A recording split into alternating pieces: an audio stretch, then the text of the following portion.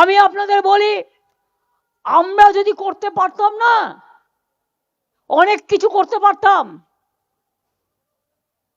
বলছে কয়লার টাকা কে খায়? অমিত শাহ খায়, হোম মিনিস্টার। কি করে খায়? গদ্দারের থ্রুতে টাকা যায়।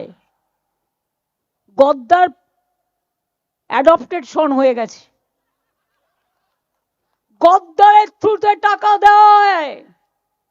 সাথে আছে এক জগন্নাথ।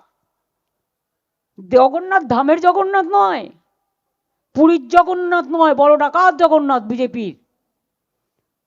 জগন্নাথের থ্রুতে টাকা যায় শুভেন্দু অধিকারীর কাছে, আর শুভেন্দু অধিকারীর থ্রুতে টাকা যায় অমিত শাহর কাছে। শুনুন, আপনাদের ভাগ্য ভালো এখনো যে আমি চেয়ারে আছি বলে না ওই পেন ড্রাইভ গুলো বাইরে বের করে দিই না। বেশি লাগালে কিন্তু বলে দিচ্ছি, আমার কাছে সব পেন ড্রাইভ করা আছে, আমি কিন্তু ভান্ডা ফাঁস করে দেবো। আমি একটা জায়গা পর্যন্ত সৌজন্যতা মেনটেন করি, বাট মনে রাখবেন লক্ষণের সীমারেখা একটা আছে, দণ্ড কাটা একটা দণ্ডি আছে। লক্ষ্মণের দণ্ডি পেরিয়ে গেলে কিন্তু আর সামলে রাখতে পারবেন না। আমি অনেক কিছু জানি, বলি না শুধু দেশের স্বার্থে। আমি মুখ খুললে কাল সারা পৃথিবীতে হইচই হবে, কিন্তু আমি করি না, দেশটাকে ভালোবাসি বলি। কিন্তু এটা দুর্বলতা নয়।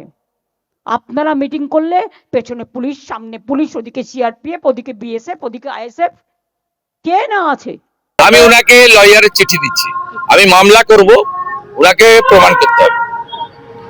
উনি একটা একদম রেজিস্টার্ড লায়ার। উনি 6 বছর ধরে আমার বিরুদ্ধে মিথ্যা কথা বলেছেন, একটাও প্রমাণ করতে পারেননি। আজকেরটা আমি সিরিয়াসলি নিয়েছি।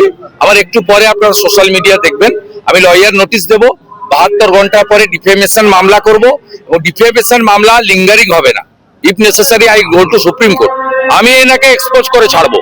আমি স্বাধীনতা সংগ্রামীর পরিবারের ছেলে। আমার বাড়ির বিপিন অধিকারী ব্রিটিশকে তাড়িয়েছে, আমি নন্দীগ্রামের মানুষকে নিয়ে সিপিএম কে তাড়িয়েছি। আমি আপনাদের সামনে কথা দিলাম, এই মিথ্যাবাদী জামাতিদের মুখ্যমন্ত্রী খালা মমতাকে আমি তাড়াবো।